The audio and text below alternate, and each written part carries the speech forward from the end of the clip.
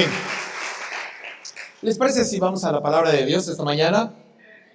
Me gustaría leer el Evangelio de Juan, capítulo 2, y quiero practicar una porción de algo que voy a utilizar en un par de meses, así que me gustaría cocinarlo para ustedes, si me permiten. No este mensaje no es el que voy a predicar allá, pero hay una parte de este mensaje que quiero poner hoy con ustedes, que quiero que ustedes sean los primeros en comer y en disfrutarlo. El Evangelio de Juan, capítulo 2, versículos 1, 2, 3, luego versículo 11, y el de Marcos lo vamos a leer hasta el final, si son tan amables. ¿De acuerdo? ¿Les parece si nos ponemos de pie un momento y lo leemos juntos? Siempre he dicho esto y lo sigo repitiendo en los lugares donde puedo estar. Se ha descubierto que la gente que lee la Biblia en voz alta crea conexiones neuronales. Así que si no entienden la predicación, por lo menos se llevarán unas conexiones extras de esta reunión. Y leer en voz alta le hace mucho bien leer la Biblia. Ningún otro libro leído en voz alta produce lo que la Biblia produce. Así que leámoslo en voz alta, versículos 1, 2 y 3.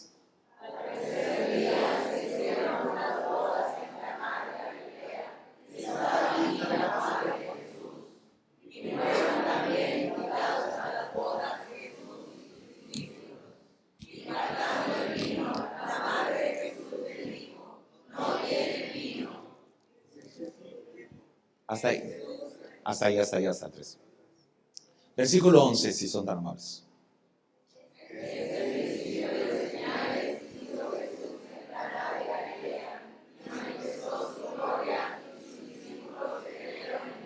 Era conmigo, manifestó su gloria,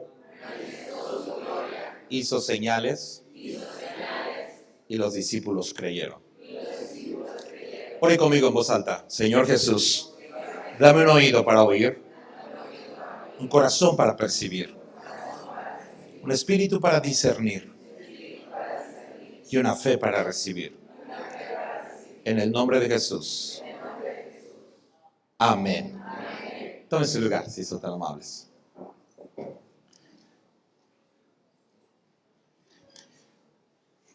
Esta historia es una de las historias más relevantes porque da inicio a las tres cosas que son vitales de conocer a Jesús: las señales, su gloria y la fe. Tres cosas van a pasar por primera vez en la tierra. Tres cosas van a suceder por primera vez por la mano de un hombre que lleva 30 años sin que nadie sepa quién es. Las señales van a comenzar a ser vistas.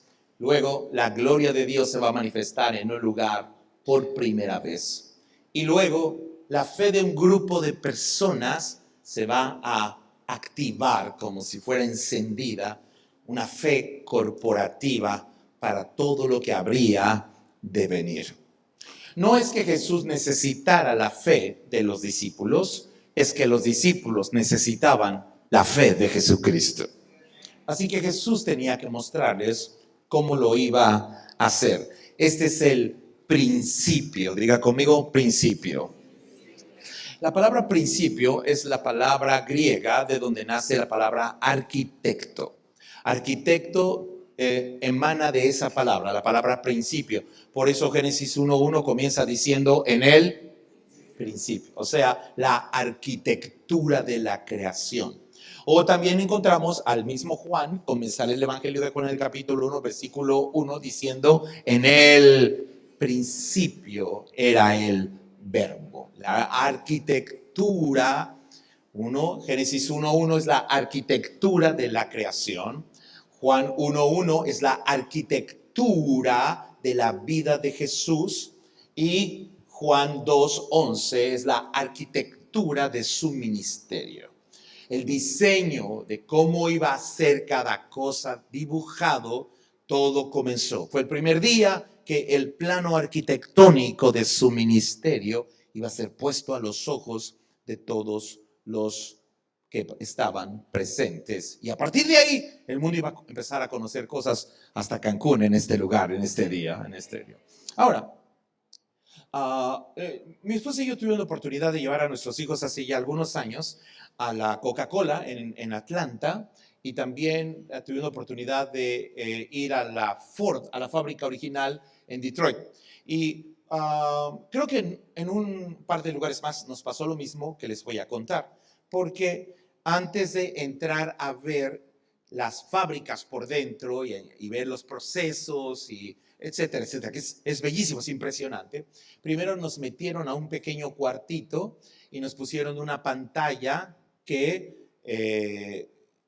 donde proyectaron la historia del fundador, como la historia de Henry Ford, por ejemplo. No sé si les ha tocado algo así, ¿no? Está en un lugar así. ¿Por qué es vital pasar por ese cuartito? Bueno, pues es vital porque si tú puedes observar y puedes conocer la mentalidad del fundador, entonces tiene sentido cosas que vas a ver después cuando entres a la planta o a la fábrica, cosa que no podría tener tanta claridad si ignoráramos la biografía. Diga conmigo la biografía. ¿Otra vez? Este detalle es bastante interesante. Mi pastor siempre me ha aconsejado que lea biografías. Biografías es uno de sus consejos que me dio. De hecho, leí un libro hace unos años ya, hace un buen, que sacó el New York Times, que habla acerca de los 15 líderes más malos del mundo. Donde viene Hitler, donde viene Saddam Hussein, Castro y no sé, otros más, ¿no? Nadie ponga nombres, por favor. Pero son los 15 líderes más malos considerados por reporteros y estudiosos de la historia de la humanidad. En las primeras páginas hay un detalle que resalta de los 15 líderes que tienen en común prácticamente todos. Uno, nadie de ellos era enseñable. Era una característica. Nadie de ellos era enseñable. Así que algunos de ellos, como Mao Zedong, por ejemplo, lo primero que hicieron al ascender al poder fue asesinar a todos los maestros, por ejemplo, ¿no? Otro es que una gran parte de ellos, cerca de un 75% de los líderes más malos del mundo, nunca terminaron sus estudios o nunca entraron siquiera o los rechazaron para entrar a universidades a estudiar. Interesante, ¿no creen? La otra característica que emana de la primera conectada, pero cómo está conectada es un tema para otro día, es esta particularidad y peculiaridad de la personalidad de los 15. Todos desarrollaron una megalomanía brutal. ¿Qué es una megalomanía brutal? Pues básicamente egocentrismo, o basaron su vida pensando en ellos mismos. Así que ellos, los estudiosos de estos reporteros del New York Times que analizaron a estos líderes del mundo, concluyeron que si tienes un cóctel combinado con estos dos ingredientes, alguien que nunca se deje enseñar y que solo piense en sí mismo, va a desarrollar una personalidad mala, va a ser un hombre malo o una mujer mala en su vida por naturaleza. ¿Amén? Pero ustedes se ve que tienen cara de enseñables esta mañana, así que los descartamos del libro. Y las biografías son interesantes en la escritura. Hay 4 biografías muy marcadas sobre Jesucristo. Es Mateo, Marcos, Lucas y Juan. Estas 4 biografías, cada una resalta un aspecto diferente de Jesús, el mismo Jesús, mismo evangelio, mismo mensaje, pero aspectos distintos, ¿no? Mateo, por ejemplo, Mateo enfatiza que Jesús es rey. El énfasis y la búsqueda de resaltar algo de Jesús, Mateo resalta que nuestro Dios es rey. Jesús es rey. Alguien diga fuerte, Jesús es rey. Entonces, este asunto de que Jesús es rey, Mateo, lean Mateo capítulo 1 para que tengan una base y lo disfruten. Mateo se toma el tiempo y el detalle analítico histórico de hacer un árbol genealógico de Jesucristo. Es brutal lo que hace, porque recorre las primeras 14 generaciones de la historia de la humanidad, luego las siguientes 14 generaciones, luego las siguientes 14, todo para poder llegar a probar que Jesús es, dígalo fuerte. Así que nadie excepto Mateo se toma el tiempo, el cuidado, el detalle y el estudio de las genealogías de Jesucristo de una manera tan preciosa. Así es como él lo plantea, desde Abraham hasta David, 14 generaciones, desde David hasta el pueblo que fue llevado a Babilonia, otras 14 generaciones, y luego de Babilonia hasta el nacimiento de Jesús, 14 generaciones. Este cuidado es porque Mateo está enfocado en probar, enseñarle al mundo que Jesús es rey. Marcos no. Marcos, que es un libro que solo tiene 16 capítulos, tiene otro enfoque, un enfoque completamente diferente. Él quiere mostrar al mundo que Jesús no solamente es rey, sino que también tiene poder, capacidad y que puede hacer milagros. ¿Cuántos creen eso? Eso es interesante porque Marcos es el primero de los 4 evangelios que fue escrito alrededor del año 60 de la historia después de Cristo. Marcos es un joven, su historia es apasionante. Pero bueno, esa es otra historia para otro día también. Entonces tenemos aquí a Marcos. Marcos es el evangelio que narra más milagros de todos los 4 evangelios. En casi cada capítulo de Marcos hay milagros contados o narrados. Eso significa que Marcos enfatiza que Jesús no solo es rey, también hace... ¿Cuántos creen que lo sigue haciendo? Porque si sigue siendo rey, debe poder seguir haciendo milagros. Hay un tejido entre estos. Luego tenemos a Lucas. Lucas añade otro ingrediente que es vital para construir, porque recuerden que este es el principio o la arquitectura de los 4 evangelios que muestran la biografía completa de Jesucristo. ¿De acuerdo? Lucas no se enfoca en Jesús como rey, aunque lo menciona y menciona milagros, pero Lucas se enfoca en que Jesús tiene propósito. Diga conmigo, propósito. ¿Cómo lo sabemos? Porque Lucas es el único de los 4 evangelios que tiene parábolas como la del buen samaritano, que cuenta la parábola del hijo pródigo, por ejemplo, o de el encuentro de la moneda perdida. Y es el único que cuenta también la historia de aquella viuda que está presionando al juez para recuperar algo que es suyo. Sí, Lucas viene a enseñarnos que Jesús vino a rescatar lo que se había perdido. Así que Mateo muestra que Jesús es. Marcos muestra que Jesús hace. Y Lucas muestra que Jesús vino a rescatar. Ahora, anoten esto por si lo están escribiendo, ya ven que muchos están escribiendo y eso me alegra muchísimo. Porque Mateo entonces habla de la identidad. ¿Quién es Jesús? Rey, ¿no? Luego Marcos habla del poder o de la capacidad de ese Jesús que hace milagros. La capacidad, diga conmigo capacidad.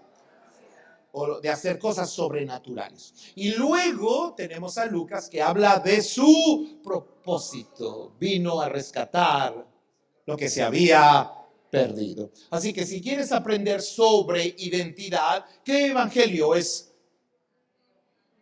Mateo es recomendable. Si quieres aprender sobre el poder o lo sobrenatural, ¿qué evangelio es bueno leer?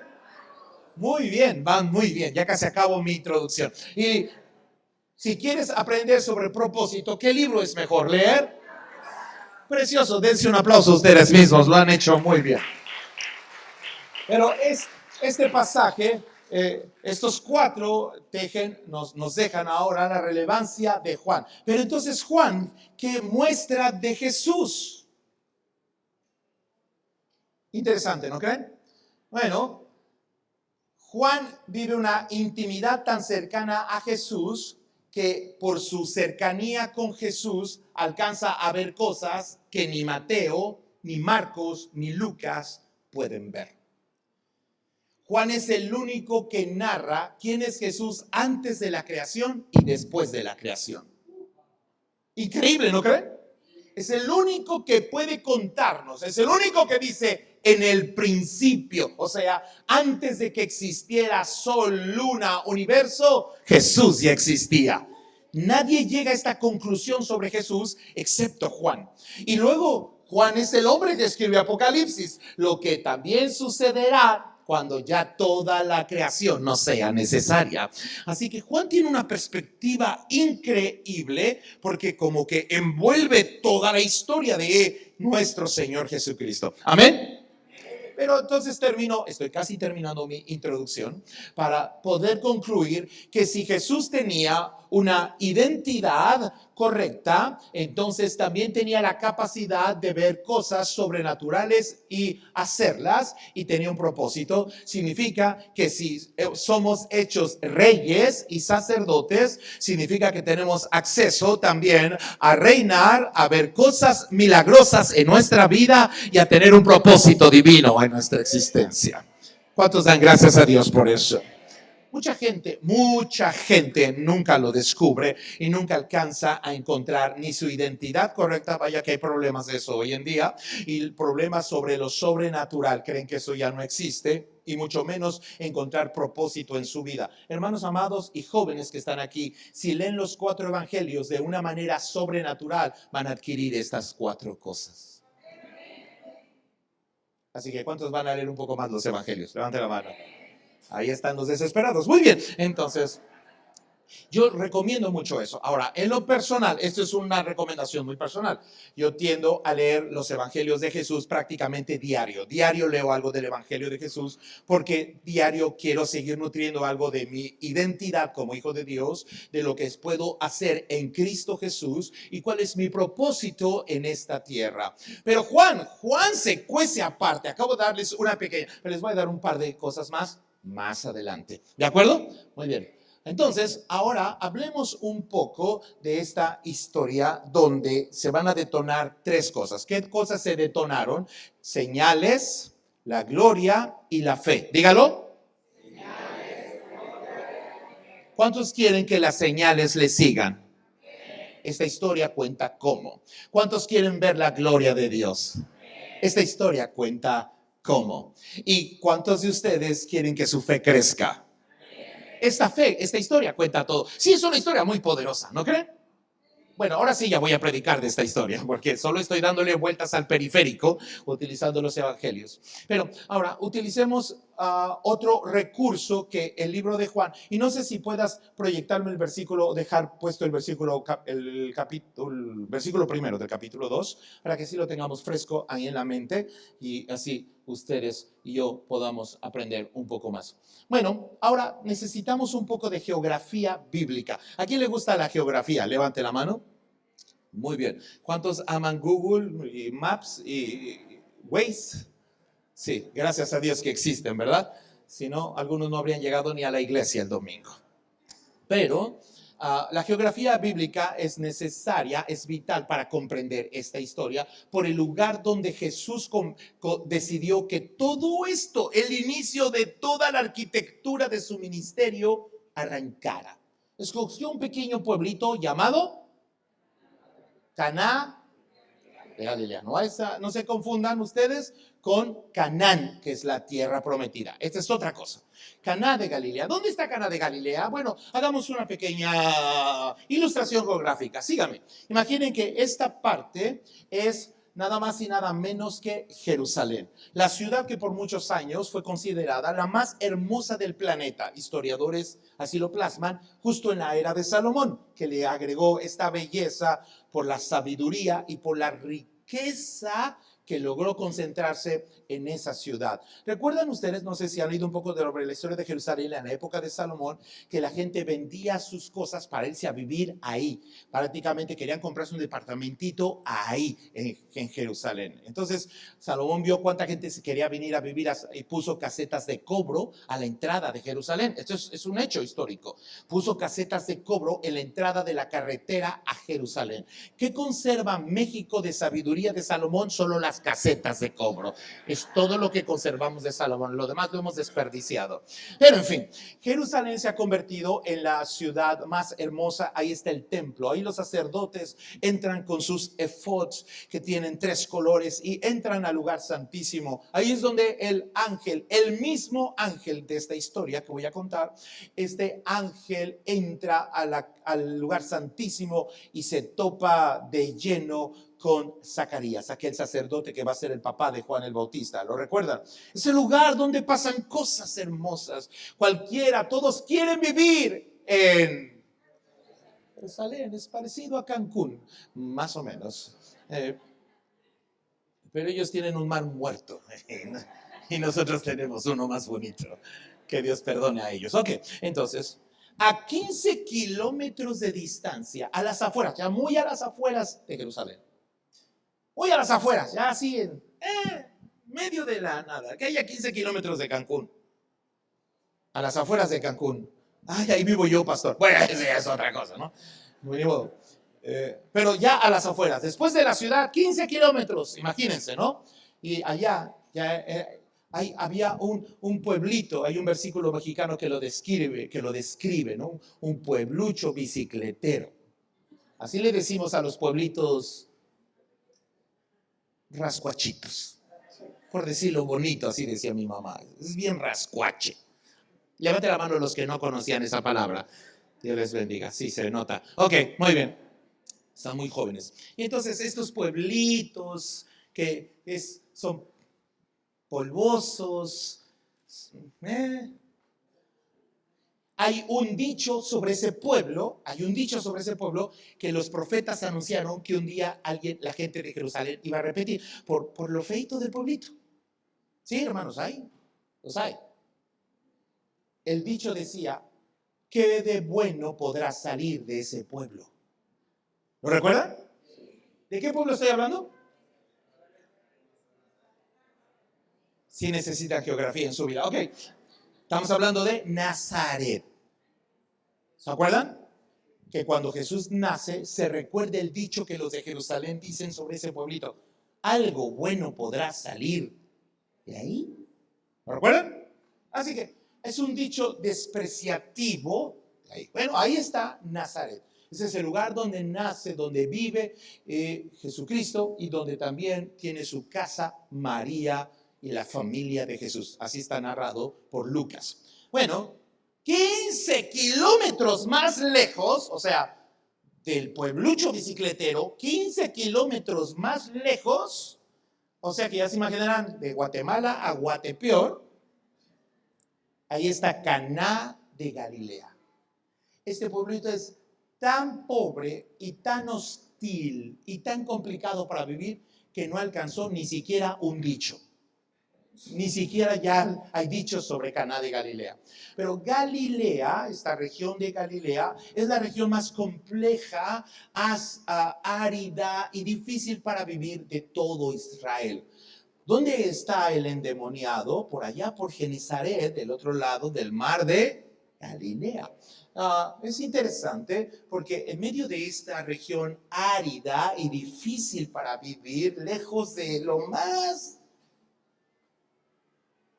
ahí, un par de chicos deciden casarse en Caná de Galilea.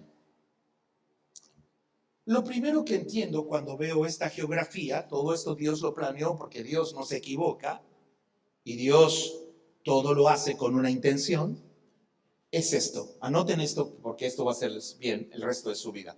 Dios escoge lugares y personas que nadie se imaginaría.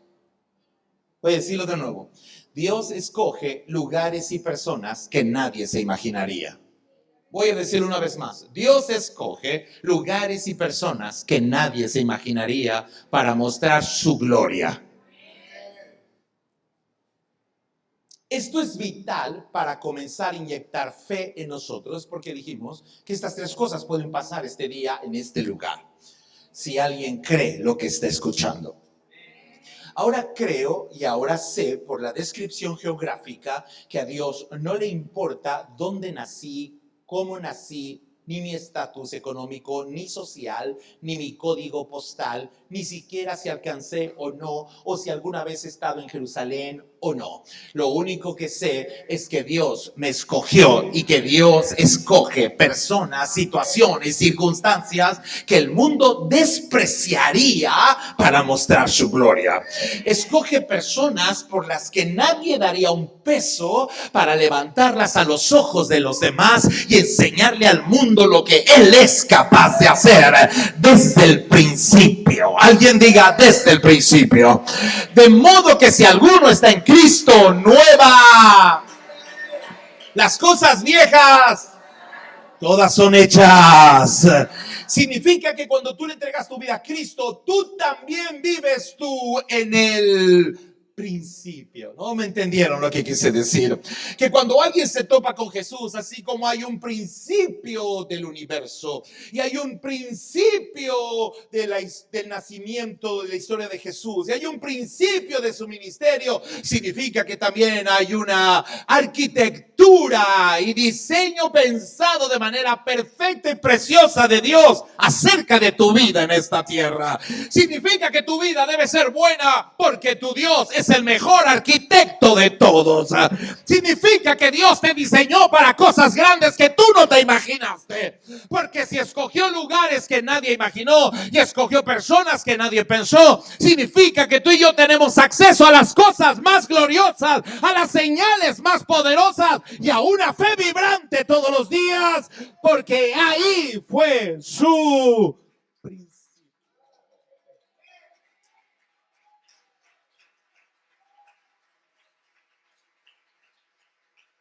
Hace que mi fe crezca y que estos fantasmas que se la pasan hablando a mi mente diciendo que yo no puedo aspirar a algo grande porque no pude terminar una escuela, desaparezcan. Tiene la capacidad de enmudecer voces que me dicen que como yo no tuve un papá que me ayudara, no tengo esperanza de aspirar a algo grande en esta tierra. Hace que voces en mi cabeza también sean silenciadas como las bocas de los leones cuando me dicen que no tengo lo que se necesita para ser grande en esta tierra. Esta historia dice que si tengo un principio puedo ser grande en esta tierra, que si Cristo está ahí las cosas más grandes pueden suceder en mi vida, mi territorio, mi casa, mi familia y mi destino.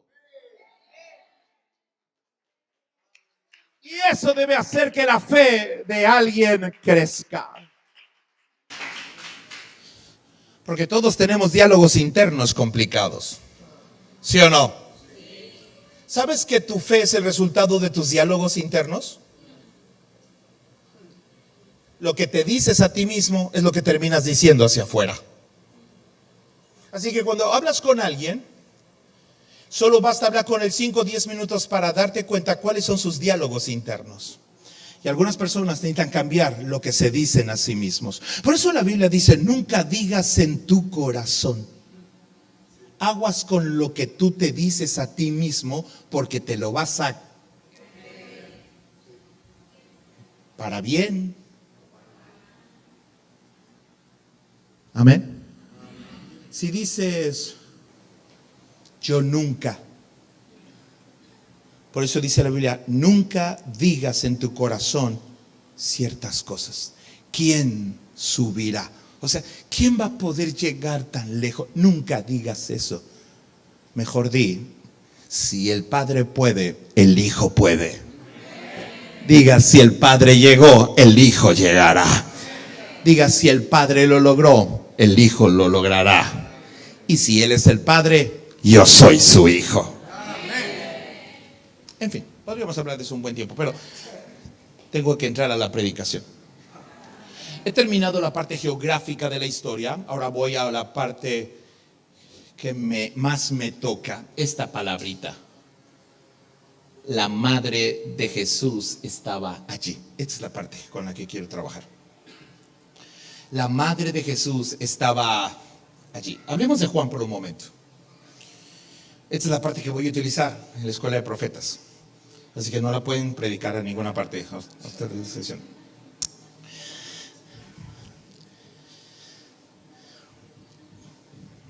Los escritores de la Biblia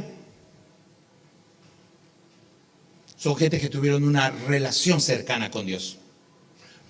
Esta relación cercana los llevó de manera natural, por honor, reconocimiento, respeto a Dios, a escribir sus nombres en tercera persona cuando escribían la Biblia. Por ejemplo, cuando Moisés escribió que Moisés subió al monte cuando Dios lo llamó, no dice yo subí al monte. ¿Quién escribió eso? Entonces pudo haber dicho, Dios me llamó a mí y yo subí al monte. ¿Y habría estado mal? No, ¿era la verdad? Sí, era la verdad.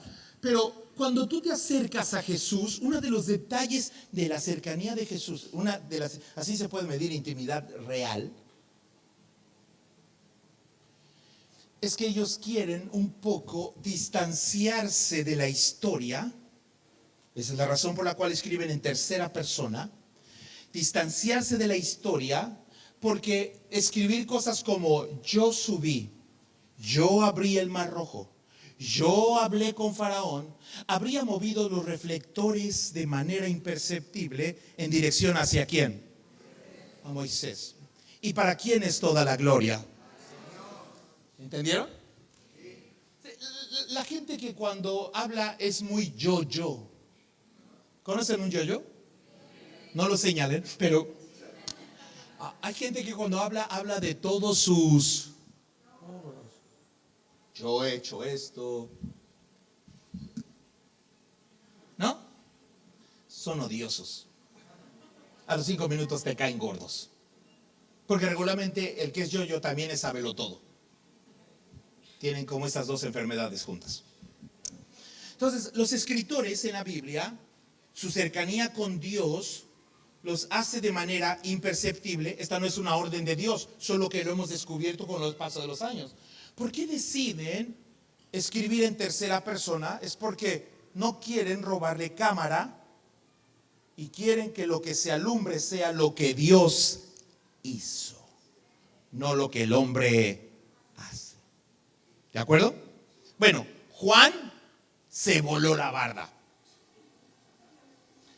Juan no solamente escribe en tercera persona, pero Juan ha estado, recuerden que es el discípulo amado, el que ha estado más cerca de Jesús, así que ha estado tan cerca que ni siquiera escribe su propio nombre en el Evangelio de Juan. Ahora, tienen que volver a leer los 4 evangelios. ¿Habían notado que Juan nunca escribe el nombre de Juan en el Evangelio de Juan? Interesante, tienen que leerlo con cuidado. Por ejemplo, les voy a poner un ejemplo. Al final, los últimos versículos de la Biblia, del Evangelio de Juan, Juan escribe así: y el discípulo al que Jesús... ¿De quién estaba hablando? Interesante. Pudo haber dicho Juan, ¿no?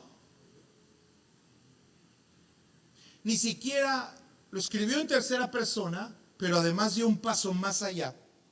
Borró su nombre. Porque no quería distraer en lo más mínimo. No quería que ni un rayo de luz alumbrara hacia él. Quería que todos vieran.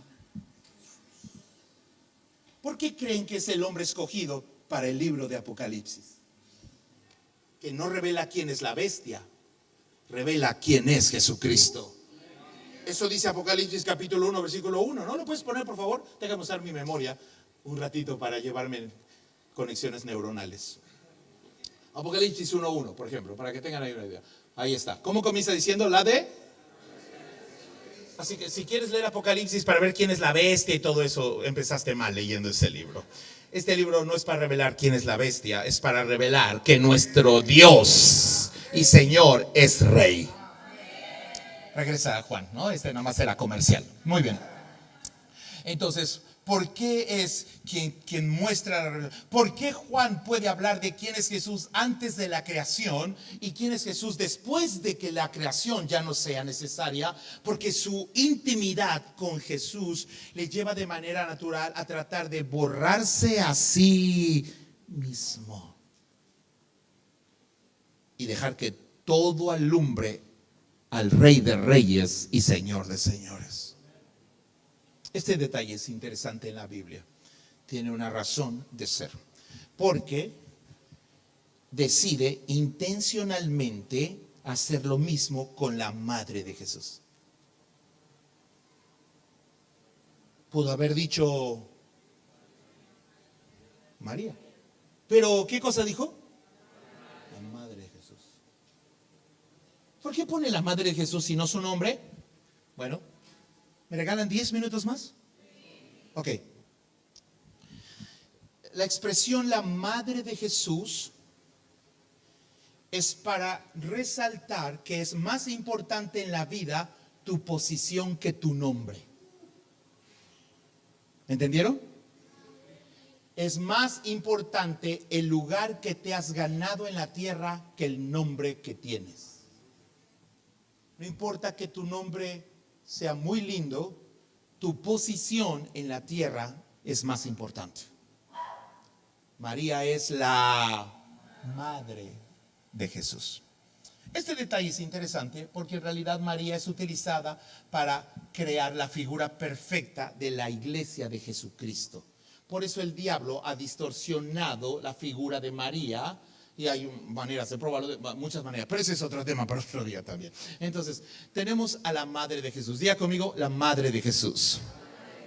Aquí tengo varias preguntas. Jesús, la madre de Jesús tiene una casa en Nazaret, pero ¿está en dónde? ¿Qué hace allí? ¿Y por qué toda la gente de una boda decide que va a respetar, escuchar y seguir el consejo de ella? ¿Por qué? Significa que tiene una casa en Nazaret, pero se ha ganado un lugar en Cana de Galilea. ¿Me entendieron? ¿Qué quiero decir con esto? Muchos de nosotros tenemos un puesto en un trabajo, pero no nos hemos ganado un lugar en ese trabajo. Y no puedes ver a Dios moverse solo teniendo el puesto. Tienes que ganarte un... Así que esta es mi última parte. ¿Cómo gana María un lugar en Caná de Galilea para que siendo mujer toda la gente de una boda siga su consejo? ¿Cómo es que vamos a lograr? Porque esto es lo que Dios quiere. Número 1, ¿están anotando? Aquí les va. Número 1, Dios la bendijo primero. Esto les va a gustar. Dios la bendijo primero. ¿Cuántos de ustedes creen que Dios nos bendijo primero? ¿Cómo la bendijo? El momento de su bendición es brutal. Y prueba que María es la iglesia de Cristo. Ahora voy a probar ese punto. ¿Puedo probarlo? Levanten la mano los que lo quieren aprender. Muy bien, ahí están los chismosos de la iglesia. Probemos el punto. Miren, María es una chica de 14 años a la que el mismo ángel que le habló a Zacarías sobre Juan el Bautista ahora está con ella. Es un detalle muy interesante que sea el mismo ángel. Para empezar, tenemos que hablar del susto que tiene Zacarías, pero que no tiene María. ¿Lo leyeron? ¿Recuerdan? Tienen que leer Lucas capítulo 1. Cuando Zacarías está en el lugar santísimo, la Biblia dice que el ángel se le aparece y Zacarías se mete un susto. ¿Por qué se mete un susto? Porque el ángel se aparece como ángel. ¿De acuerdo? Pero cuando el ángel aparece a María, La Biblia no dice que a María le asusta ver al ángel, sino el saludo que le da. ¿Lo recuerdan? ¿Por qué razón? Porque en la presencia de Dios somos más capaces de ver cosas sobrenaturales. Lugar santísimo. Pero en el mundo real, Dios muestra lo sobrenatural de manera natural. ¿Entendieron? Voy de nuevo. Dios muestra cosas sobrenaturales de maneras muy naturales. Por eso no nos damos cuenta de cuántas veces Dios ha estado al lado de nosotros y no lo notábamos, porque no se muestra de manera sobrenatural, sino de manera... Voy a ponerles un ejemplo práctico para que lo entiendan. Mi esposa tuvo que ser operada de emergencia hace 2 semanas. Así que teníamos un problema porque la aseguradora que contratamos, el ejecutivo que contratamos para el seguro, por favor nadie de seguro se me acerque al final, ya tengo suficiente sobre seguros, pero la aseguradora, el ejecutivo ya no trabajaba en la aseguradora. Un relajo, porque nos urgía una documentación, la autorización para que la pudieran operar de emergencia en un hospital. Ustedes saben cómo son estas cosas de apremiantes, un diagnóstico muy complicado en su salud.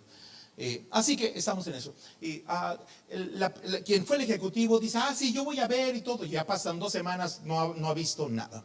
Y luego tenemos otra persona que nos dice que él sabe de todo eso. Le mandamos toda la educación, pasan días y no es una mala persona, pero tampoco tenemos resultados. Así que tenemos que orar. Diga conmigo, orar. Orar en nuestra cotidianidad. Ahí no estamos en el lugar santísimo. Estamos en nuestra cotidianidad de una necesidad médica, de un ejecutivo de una aseguradora. ¿Entendieron? Porque Dios es Dios en lo sobrenatural de su presencia, pero también es Dios en la vida cotidiana de tu existencia. Entonces, lo que hicimos fue orar y decir, Señor, mándanos a la persona que necesitamos. Así que al otro día, alguien le llama a mi esposa y le dice, fíjese que yo conozco a una persona del seguro de justo, y es justo la aseguradora en la que, así que contactamos a la persona nos contacta el mismo día, al otro día ya había resuelto absolutamente. ¿Qué nos asustó? No, ese hombre no llegó con alas, ni pelo tiene. Así que la Rosa de Guadalupe tampoco funcionó. ¿Qué fue lo que pasó? Por eso la Biblia dice, algunos sin darse cuenta hospedaron. Para no darte cuenta, tienen que tener una figura natural. ¿Entendieron? Es el mismo ángel en 2 escenarios distintos. Este tema por sí solo es muy amplio, pero como me gusta decir, es un tema para otro día. Me estoy autoinvitando. Bueno,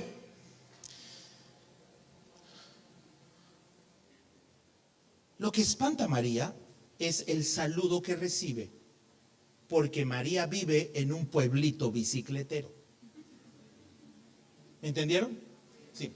Escuchar en Jerusalén que vas a tener negocios es normal, pero escuchar en Nazaret que eres bendecida para siempre no es normal. Porque aquí estás acostumbrado a estar hasta atrás. Estás acostumbrado a ser cola y no cabeza. Estás acostumbrado a lo que la vida te dé y no lo que el cielo te puede dar. Así que cuando el ángel se para y le dice lo que está acostumbrado a hablar en estos lugares. No me entendieron. Dios quiere decirte cosas en tus lugares difíciles que tú crees que solo pasa en los lugares especiales. No solo te lo va a decir en la iglesia hoy domingo, lo vas a saber el día de mañana y lo vas a volver a ver el día pasado mañana. Cuando tengas que estar en cotidianidades te vas a dar cuenta que Dios está en todas partes, porque Dios escoge lugares que el mundo jamás se imaginaría. Así que lo que asusta a María es el saludo que el ángel le dice. Bendita eres. Díganlo. Y bendito el... No, esa ya es otra. Casi le meto un cachirula ahí, ¿verdad? Sí, lo dije a propósito. Pero algunos luego lo iban a decir conmigo. Y se quedan a sanidad interior al final.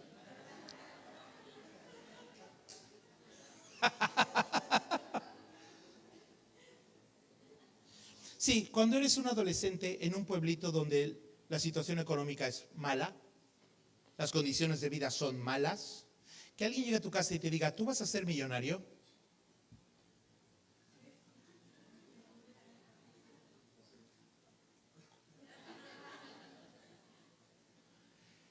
Ese cuate se nota que no vive en Nazaret. Por cómo viene vestido, debe venir de Jerusalén. Porque ellos sí. Mírenme, así pensamos. Ellos sí. No, tú también. Dije, tú también. Dije, tú también.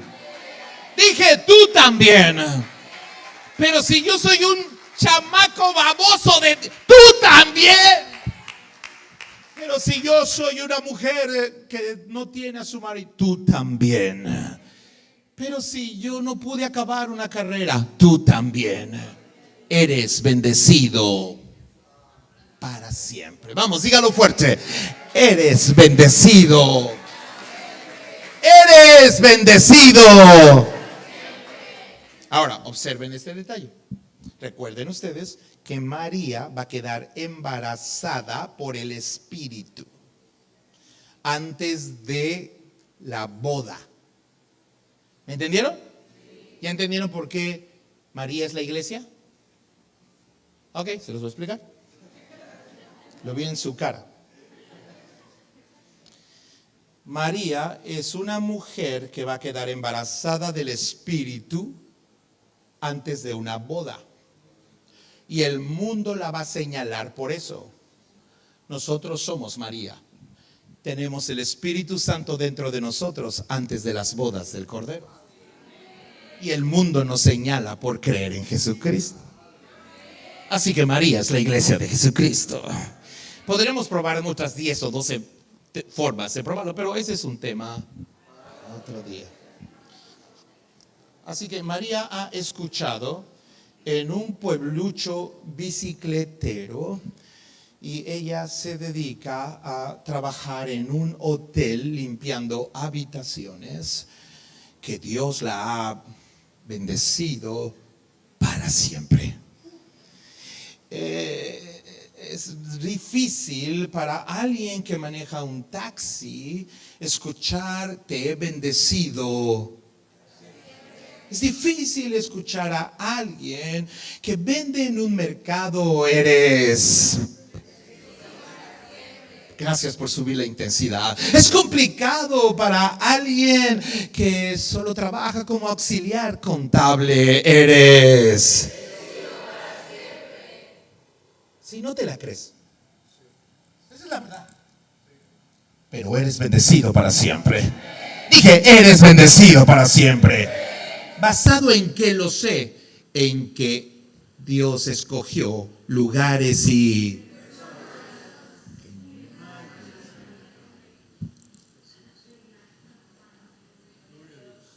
Así que no importa lo que te dediques. Nunca digas, los de Jerusalén sí, pero yo... Dios te ha bendecido en Nazaret, pero debes ganarte un lugar en Caná de Galilea. ¿Qué es Caná de Galilea entonces? Ya voy para allá.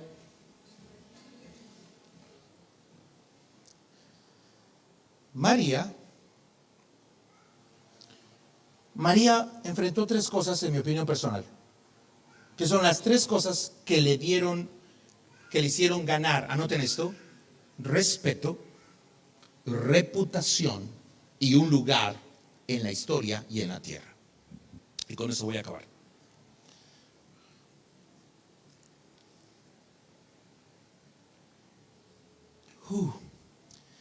No he predicado mucho este mensaje, pero esta es la vez que más me ha gustado. Hay algo especial en este lugar. Porque hay cosas aquí. No sé si por ser la región de Cancún. No sé si por el hecho de que Esos son lugares donde llega gente a vivir que vienen de Caná de Galilea o de Nazaret. Porque el sueño de cualquiera de Caná de Galilea es vivir ¿no? Vamos a buscar un mejor futuro. A ver si no se vacía la iglesia para el próximo año. Todo el mundo se regresó a su casa, ¿no? No es la idea. Mi idea es esta.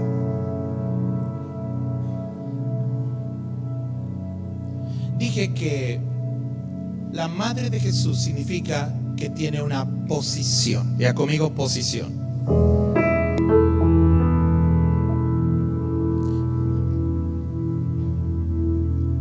¿Por qué es tan respetada ahí en Caná? ¿Qué reputación se ha ganado? Yo creo que se ganó su reputación a pulmón. Porque hubo 3 cosas básicas que enfrentó por cerca de 15 años de su vida, más o menos, aproximadamente. La primera, el ser etiquetado por los demás. Tú necesitas, escuchen, necesitas que la gente que te rodea en este mundo te señale con cierta burla, cierto desprecio. Algunos, para evitarlo, ni siquiera dicen que son cristianos, porque quieren evitar la etiqueta. Pero si evitas la etiqueta, también estás huyendo de tu respeto y de tu reconocimiento. ¿Quieres que Dios te respalde donde estás? Diles que eres hijo de Dios. Diles que crees en Jesucristo. Diles que amas a Dios. Diles que sirves al Señor. Diles que vas a una iglesia cristiana. No tengas miedo de hacerlo. Provoca que la gente te vea con cierta mirada. Porque si te ven así, ya estás en el camino correcto. Porque las señales no van a pasar aquí.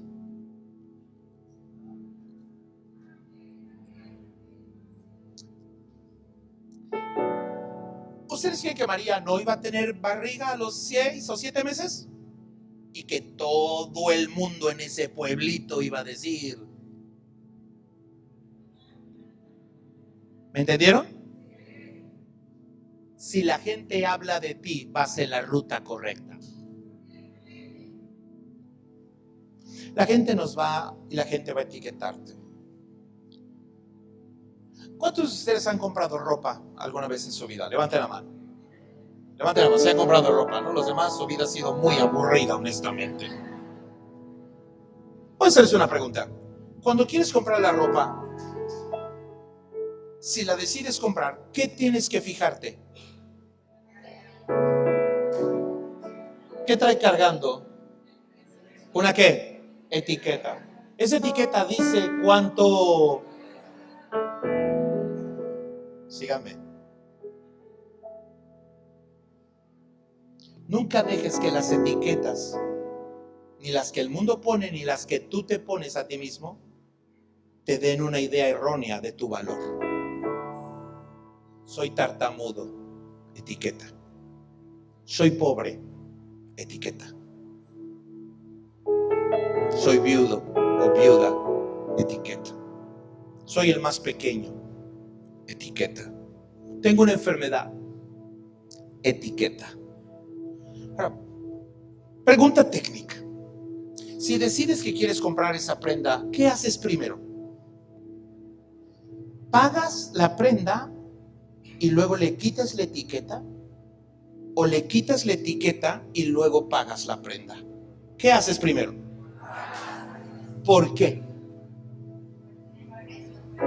Porque tú sabes que si no pagas, no tienes el derecho de... Pues alguien pagó en la cruz del Calvario por ti.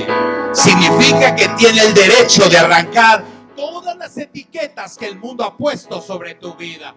Mira a esa persona, mira, se quedó sola, mira, no tiene estudios, mira mira qué puede salir de ese taxista y qué puede pasar con él. Míralos.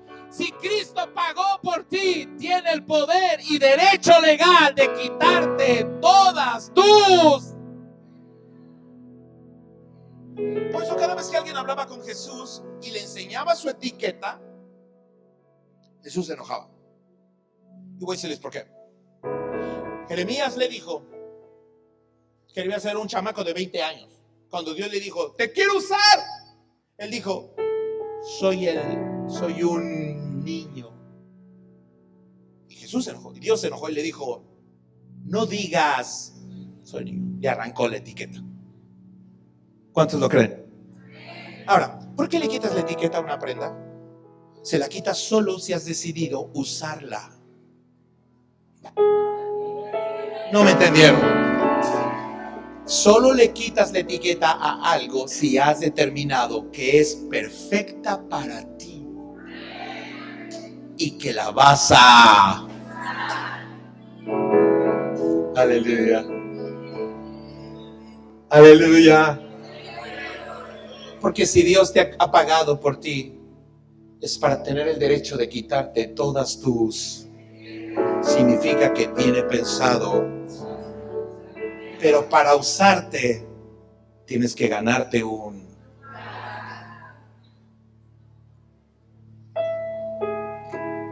¿Qué hace que María pueda enfrentar esta controversial actitud de sus familiares cuando empiezas a caminar con Cristo en serio? ¿Saben qué fue? Las palabras de un ángel que le dijo, Dios te ha bendecido ya conmigo para siempre. Lo más rápido que pueda, lo más fuerte que pueda. Dios bendijo Génesis 1 el lunes, bendijo el martes, bendijo el miércoles, bendijo el viernes, bendijo el jueves, bendijo el sábado, bendijo el domingo, bendijo todos los días de la semana. ¿Bendijo solo esos 7 días? ¿Bendijo entonces todos los lunes? ¿Bendijo todos los martes de la historia? ¿Bendijo todos los miércoles de la historia? Entonces, ¿habrá alguna bendición para ti hoy? ¿Y mañana? ¿Y pasado? Porque Dios te ha bendecido. Tienes que creerlo.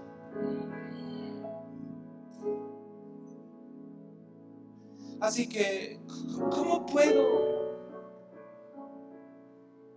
caminar en esta vida? Tengo 14 años y a los 6 meses, sé que a los 15 ya oigo en el pueblo todo lo que se dice.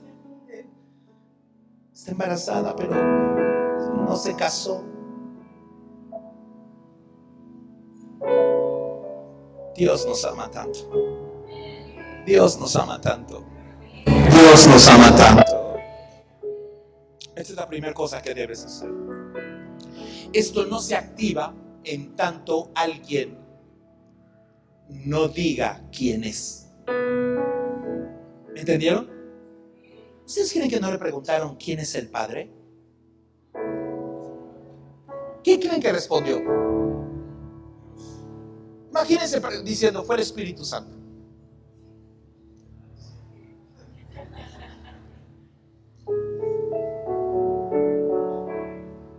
Hasta que no te atrevas a decir quién eres en esta tierra, no vas a experimentar el poder de Dios bendiciéndote todos los días.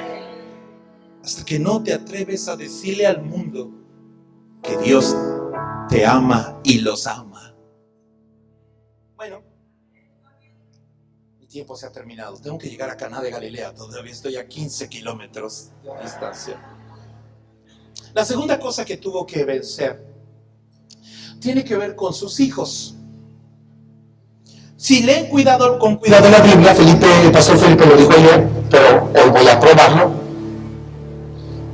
María fue madre soltera porque enviudó.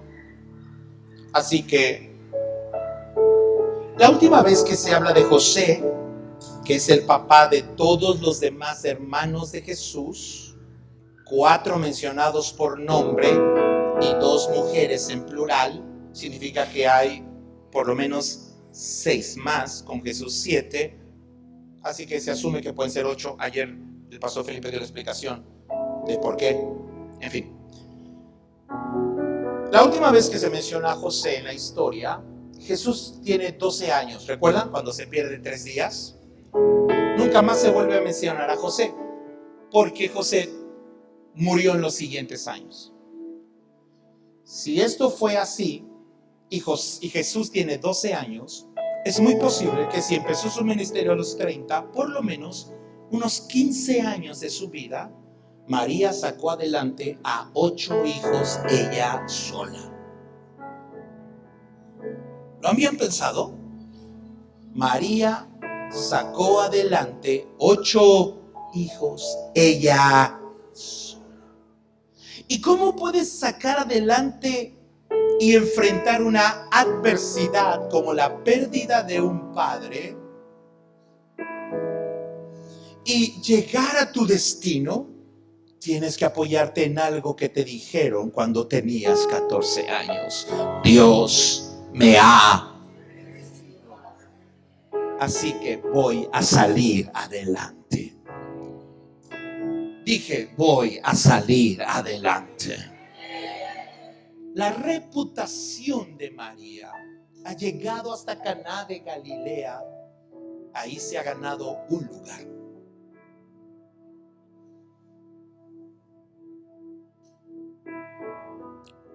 Los chicos es una pareja que viven en el Caná, el pueblo más pobre de la región más pobre. Es una mala combinación para vivir. Ahí vivían estos chicos. Así que las bodas, que duraban 7 días, requerían vino. Ellos fueron a comprar el vino. Si tú quieres comprar un vino de mucha calidad en la región más pobre y en el pueblo más pobre, y tus recursos no son suficientes, te va a alcanzar para poco tiempo. Así que lo más lógico es comprar el vino más barato. ¿Recuerdan? De ahí este diálogo al final de la historia. ¿Por qué repartieron el vino más barato? Significa que ese fue el que compraron. Porque dijeron, hey, estos, si se emborrachan rápido, ya después ni cuenta se van a dar, ¿no? Pero la realidad es que esta pareja muestra la sociedad en la que vives hoy en día. Ellos sabían que el vino que habían comprado era de poca calidad y que iba a ser de poca duración. ¿Me entendieron? Ahora, mírenme por favor. Esto es lo que sucede en esta sociedad, pastor. Esta es mi opinión personal. Yo creo que ellos no compraron vino para 3 días. La boda duraba 7. Eso duraba.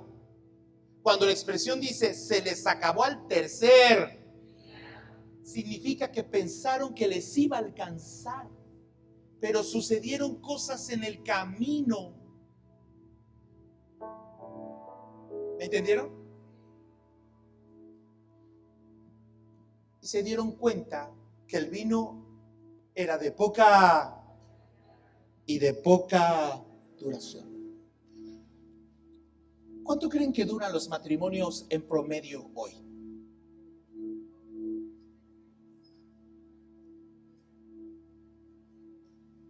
Es un tema para estudiar. Hay porcentajes sobre cuántos duran 6 meses. Cerca de un 5%. ¿Cuántos duran 1 año o 2? Otro porcentaje. Bueno, en promedio, si juntas todos estos pedacitos, toda esta pedacería de matrimonios, en promedio, hoy en día un matrimonio dura 17 años. Cuando debería durar, porque el matrimonio ahora es de poca calidad y de poca. Hablemos de relaciones con los hijos y los padres. Las relaciones entre padres e hijos son de poca, y por eso son de poca. María lo sabe. Esta es la tercera cosa que le ha hecho ganar su lugar. María tenía todo para vivir en Jerusalén, pero sí decidió que quería ayudar a los que estaban en peores condiciones. ¿Me entendieron? Ahora ya no estoy hablando de economía.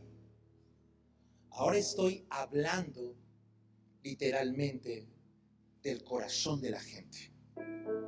La gente cree que esto le va a durar, su felicidad le va a durar para toda la...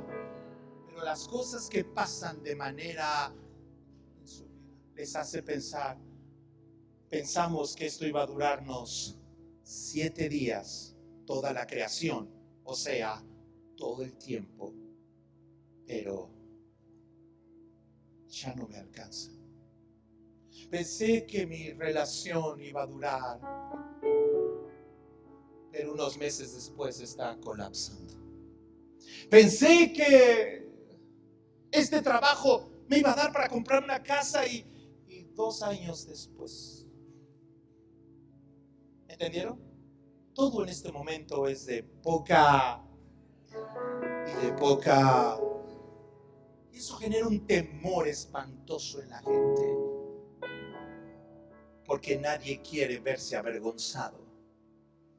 Pero la iglesia de Cristo fue llamada por Dios y bendecida por Dios para que vayamos a los lugares de Cancún y de Yucatán, de donde Dios te ha puesto, y busques a aquellos que ya están llegando a su tercer, se les están agotando las fuerzas, la paz, la paciencia. Pero María estaba... Póngame el versículo, por favor. María estaba...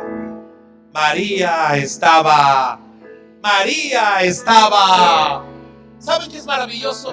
Que llegues a tu trabajo el día de mañana, veas a tu compañero de trabajo, que sabes que los días de su matrimonio parecen contados, pero tú estás allí. Y si tú estás ahí, ese hombre no tiene que terminar como terminaría si tú no estuvieras allí. Debes ganarte un respeto y un lugar y una reputación.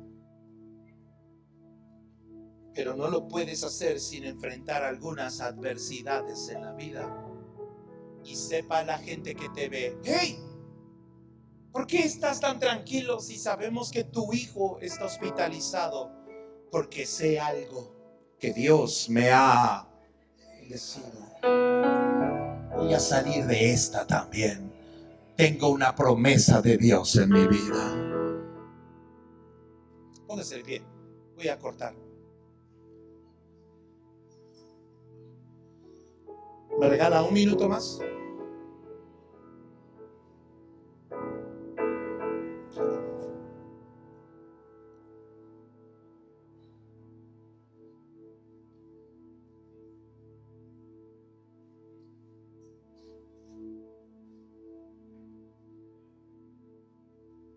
Míreme, por favor.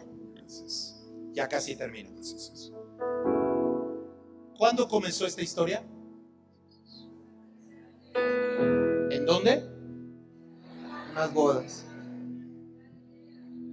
La región más difícil. Marcos capítulo 16, versículo 7. Léanlo en la pantalla, por favor.